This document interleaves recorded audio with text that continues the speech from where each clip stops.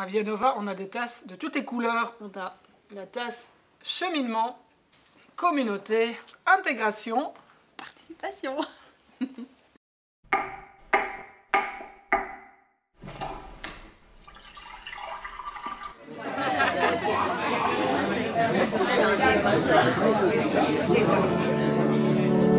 Aujourd'hui, Amélie va nous parler de participation. Et donc ma première question, eh bien, c'est Amélie, présente-toi.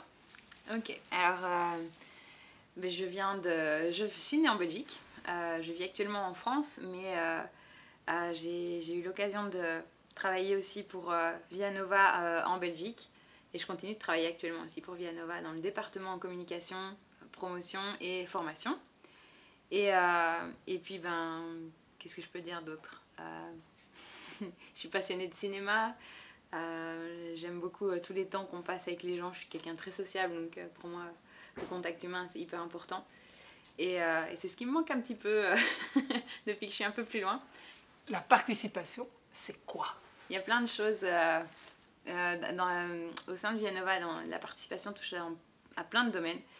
Je pense à la vie d'église, la vie de communauté plutôt.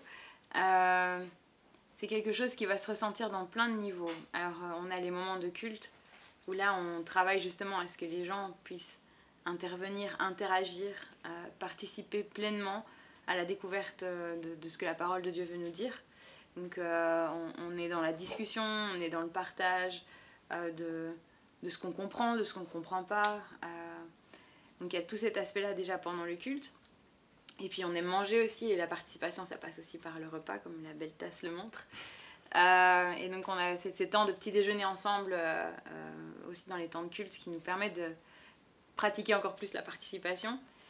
Et puis il y a d'autres moments dans les gaps, donc les groupes de 10, où on est encore une fois autour de la table, où on partage, on creuse la parole, on approfondit des notions. Et puis on a les 3D, où là on se retrouve à 3 et on va encore plus loin dans cet aspect de compréhension du texte, puis de notre vie de tous les jours.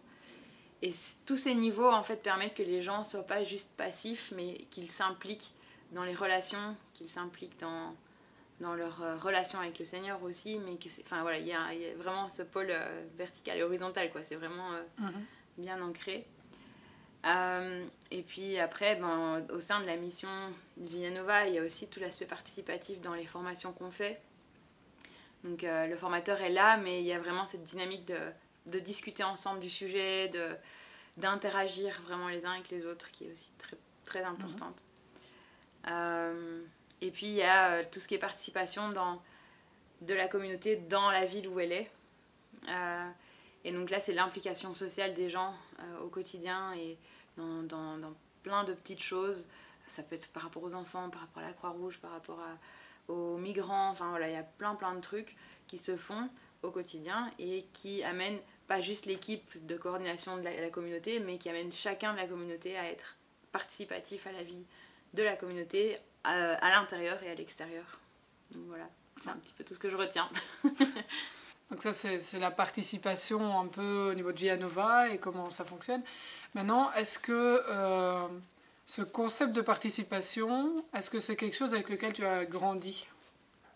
Alors, moi je viens d'une famille justement avec des parents qui ont été très vite impliqués dans l'église en tant que couple pastoral. Donc moi je sais pas, c'est venu assez facilement, on va dire, de participer aux choses, à la vie de l'église, à la vie de la communauté en général, socialement aussi. C'est quelque chose qui est venu vraiment hyper naturellement. Mais on acquiert des automatismes parfois qui font qu'on met de la distance avec certaines choses, ou on devient plus passif dans certaines formes d'enseignement ou dans certaines formes de vie de tous les jours. Je pense, si je veux regarder un enseignement sur Internet, je peux vite aussi me laisser tenter par continuer à regarder un enseignement sur Internet et puis pas nécessairement avoir une démarche où je vais aller vers les gens, je vais aller dans une église, je vais approfondir des choses. Et je pense à ça parce qu'en fait, actuellement, comme j'ai changé de pays, je me suis retrouvée dans un pays où je connaissais personne. Et il y a la tentation de se dire, je vais regarder un culte sur Internet et je vais peut-être pas aller à l'église, c'est juste que quelques mois. Et puis au final, ça manque trop en fait de plus être avec les gens, de plus avoir cet échange, cette richesse de rencontres. Et moi j'ai dû vraiment faire un effort de me dire là maintenant je vais me déplacer, je vais aller vers les personnes, je vais aller chez eux, le Covid avec ce qui se passe maintenant ça permet de le refaire aussi. Mais autant ça a été quelque chose de naturel que j'ai acquis très vite, autant on peut vite tomber aussi dans des choses où c'est pas naturel et on perd ce naturel et on tombe dans des schémas où la participation redevient vite plus un spectateur et ça nous convient bien dans un premier temps. Ouais.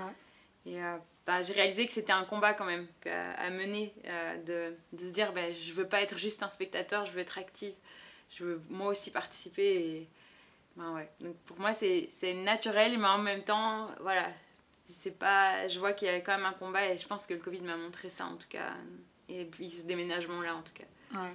Donc c'est pas la participation juste dans l'église, mais également la participation en général, d'avoir des liens sociaux avec d'autres personnes. Ouais. Une dernière question. Comment ça marche la participation? Quelques conseils d'Amélie pour encourager la participation dans nos communautés et dans notre chemin de foi personnel. Comment ça marche la participation? Je pense que c'est de ce que j'ai pu observer de mon année à Jean Blou.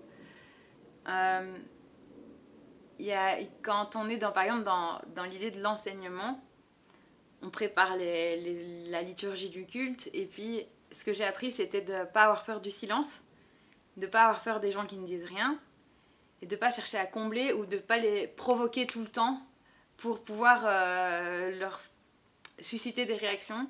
Mais en fait, d'oser laisser venir les réactions, d'oser venir...